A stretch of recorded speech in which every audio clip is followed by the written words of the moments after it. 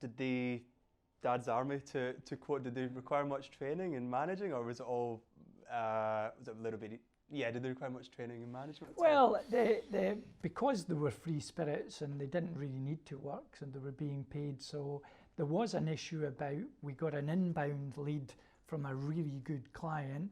I knew how to convert them. Should I give it to one of the inexperienced people who I wanted to be experienced, or should I take it myself, or should I give it to the very first person I hired who was pretty good?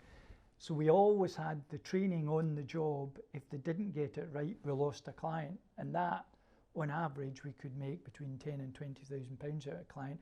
That was a big loss to afford someone in a training environment. So that was a bit of a challenge, and we got more and more. There was a bit of a pinnacle of probably about a dozen people were really active, and as we got further down that triangle, people were less active. So the job in hand was to try and keep Jumpstart and our offering at the front of their mind, rather than it's something I'll do when I've got some time. So it was a different type of, I wouldn't say I managed them as much as I corralled them into doing stuff. What was I going to say? Have you got some numbers just to give it a little bit of context in terms of people, figures, etc.? Well, we started off, there was 3 of us employed effectively in the business, and within a couple of years we were up to about 65, 70 people. And so we grew from having 3 clients to, I remember within about 18 months we had 30 new clients every month.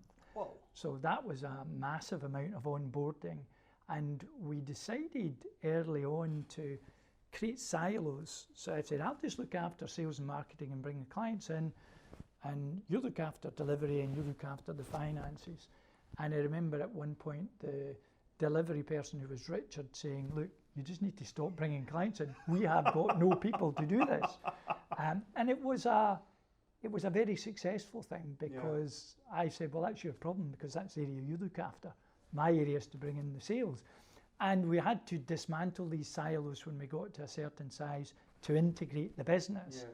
But it was being in silos, singly focused on one part of the business, that did bring it success. Is that when you made the transition to managing marketing and sales to being the overall CEO of the company? Yes, there was 4 founders with equal shareholding. The issue was we did decide a bit by committee, and I volunteered to be the CEO since I had the most experience in running companies, because someone had to say we're not doing that, or someone had to say we're definitely doing that. And so I volunteered to do it for 18 months, and I said after 18 months you can decide if you want to do it with someone else outside the business, or indeed one of the other 3 founders.